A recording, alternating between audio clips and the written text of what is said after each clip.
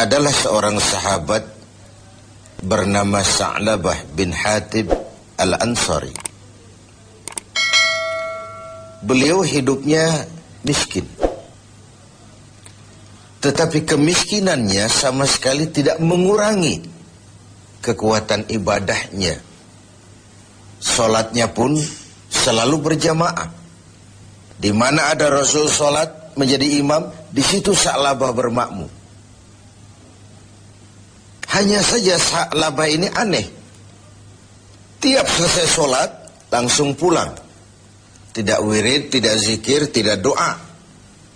Jadi kalau sahabat-sahabat yang lain selesai salat Allahumma antas salam, Sa'labah ini malah Allahumma lantas jalan. Begitu setiap salat. Sampai satu saat beliau ditegur oleh baginda Rasul. Sa'labah, labaika ya Rasul. Kau ini macam orang munafik saja. Tidak betah kau di masjid. Atau tidak pentingkah doa dan wirid itu menurut kau? Tiap selesai sholat, pulang. Salam, pulang. Kenapa begitu Sa'labah? Maafkan saya ya Rasul. Kenapa? Saya bukan tidak menganggap doa dan wirid tidak penting. Lalu, bukan juga tidak betah di masjid. Kemudian, kenapa kau terus pulang begitu? Saya ini keluarga miskin ya Rasul. Kain satu pun berdua dengan istri saya. Ketika saya sholat di masjid sini, istri saya di rumah nunggu giliran sholat dari sarung yang sedang saya pakai ini. Kalau saya pakai wirid dan zikir, istri saya tidak kebagian waktu sholat. Begitulah. Iya. Oh. Lalu bagaimana Sa'labah? Begini saja ya Rasul. Ini sudah kadung ditanya oleh Tuhan. Tuhan kan Rasul. Ya, kenapa memang? Oh, Rasul itu kan doanya jarang meleset. Maksud kamu? Tolonglah doakan saya kepada Allah agar saya jadi orang kaya. Kalau saya kaya, sarung punya sendiri, istri punya sarung sendiri, tenanglah saya beribadah. Rasulullah senyum. Kemudian bilang, Sa'labah, saya ya Rasul. Kau kan orang Islam? Iya. Bagi orang Islam, contoh yang paling utama itu siapa? Ya Tuhan ya Rasul. Kau lihat saya kaya? Tidak. Lalu kenapa kau mau minta kaya? Begitu ya? Iya, sudah, pulang saja. Pulanglah Sa'labah. Esoknya ketemu lagi dengan Rasul. Gimana Sa'labah? Sudahlah Rasul, doakan saja supaya saya jadi orang kaya. Sa'labah, saya ya Rasul. Qalilun tuaddi syukrahu khairun min kasirin la tutiquhu. Sedikit kamu syukuri itu jauh lebih baik daripada banyak tapi kau tak kuat mengembannya. Sudah, pulang saja. Baik ya Rasul. Hari ketiga kemudian ketemu lagi dengan baginda Rasul. Kali ini sudah dengan tekad yang bulat. Bagaimana Sa'labah? Sudah ya Rasul. Sudah bagaimana? Sudah saya pikir. Lalu, iya sih syukur-syukur. Tapi kalau sarung satu dipakai berdua, sulit juga syukurnya. Sudahlah, doakan saja kepada Allah agar saya jadi orang kaya. Kalau saya kaya, saya akan sedekah, saya akan sholat berjamaah.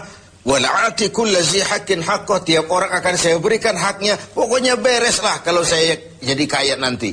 Begitu permintaan Sa'labah.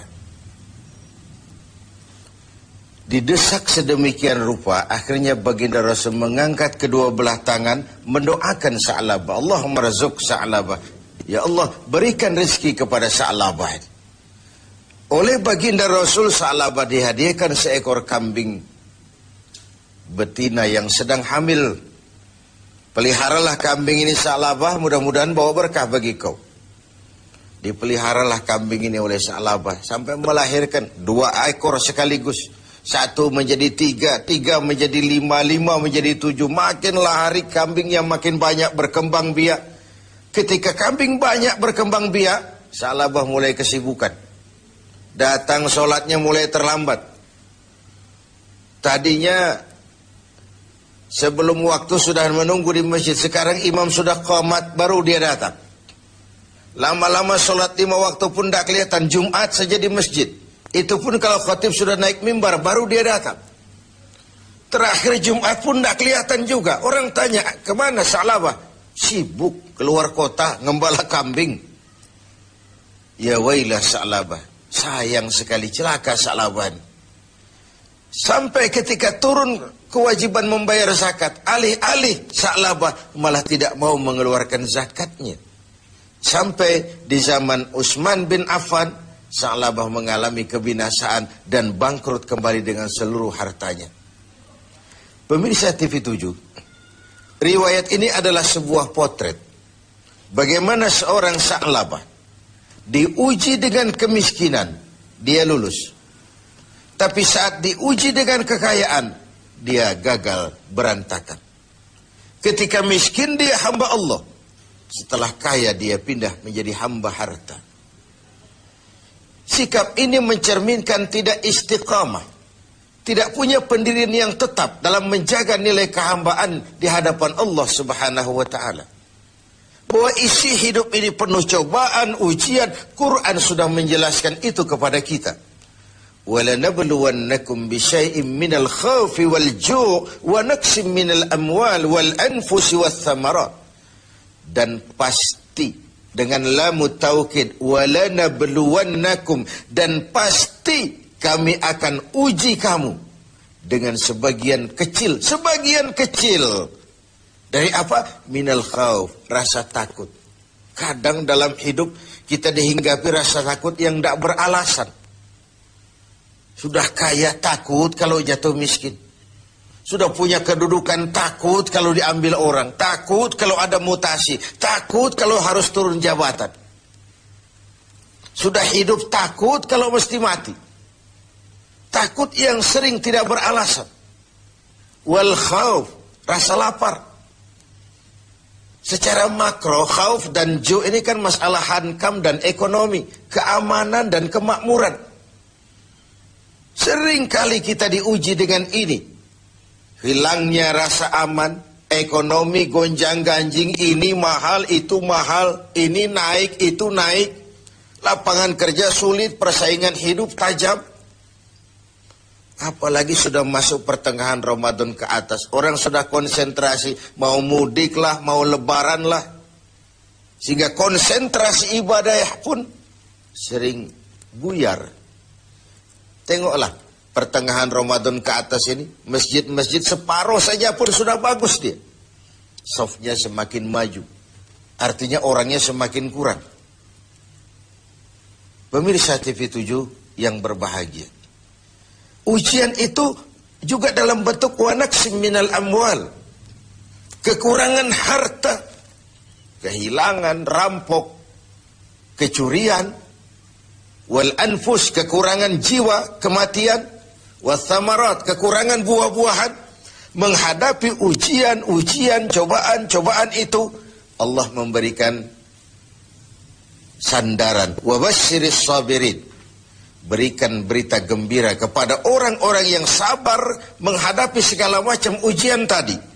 Siapa orang yang sabar? Alladzina iza asabathum musibah qalu inna lillahi wa inna ilaihi raji'un. Yang apabila mendapat suatu cobaan segera sadar segalanya dari Allah dan segalanya pun akan kembali kepada Allah. Ada baiknya kita angkat satu potret lain, potret Nabi Ayub alaihissalam. Nabi Ayub sebelumnya adalah orang yang kaya. Beberapa rasul memang kaya. Binatang ternaknya banyak, sawah ladangnya luas, rumahnya bagus. Iblis tidak senang kalau ada orang semut-semut saja, jalan-jalan normal baik-baik saja. Iblis dilapor, Tuhan, hambamu yang namanya Ayub itu mau ibadah karena kaya dia. Coba kalau dia jatuh miskin, selesai ibadahnya itu. Allah bilang, Iblis, aku tahu Ayub itu hambaku yang ikhlas. Saya buktikan Tuhan, silakan. Iblis pun turun ke alam ini menggoda Nabi Ayub. Mula pertama dia binasakan binatang ternak Nabi Ayub. Lalu dirusak sawah ladangnya. Sehingga praktis dalam waktu singkat Nabi Ayub jatuh dari orang paling kaya menjadi orang paling miskin. Dan itu tidak mudah. Dan itu tidak mudah. Mudah mengalami frozen emotional attitude, shock. Sudah begitu iblis datang menemui Nabi Ayub yang sedang ibadah di mihrab dalam masjid. Ayub, ya. Sedang apa? Ibadah. Menyembah Tuhan, menyembah Tuhan. Tahukah kau Ayub? Kenapa? Tuhan yang sedang kau sembah sekarang ini, dia sudah bikin miskin kau.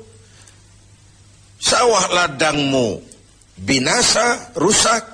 Binatang ternakmu mati semua. Dan kau sekarang jadi orang miskin Ayub. Buat apa lagi nyembah Tuhan yang model begitu? Dia sudah bikin miskin kamu. Nabi Ayub senyum mendengar itu. Benar, benar. Binatang ternak saya binasa, binasa. Sawah ladang saya hancur, hancur. Dan sekarang saya jadi orang miskin, miskin. Alhamdulillahilladzi a'tani wa akhaza minni. Segala puji bagi Allah yang telah memberikan harta kepada saya dan sekarang mengambilnya lagi. Tengoklah Nabi Ayub ini. Ketika binatang ternaknya binasa, sawah ladangnya musnah, bukan innalillahi malah alhamdulillahilladzi a'tani wa akhadha minni. Segala puji bagi Allah yang telah memberikan kekayaan kepada saya dan sekarang mengambilnya lagi. Allah yang memberi, Allah juga yang mengambil.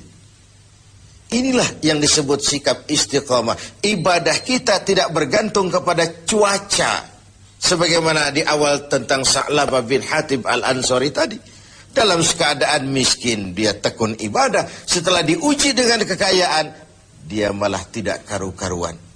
Karena itu penting bagi kita menjaga sikap istiqamah untuk tetap konsisten dan konsekuen sebagai hamba Allah dalam segala keadaan, dalam segala situasi, sehingga nilai kehambaan itu mempunyai nilai yang istiqamah.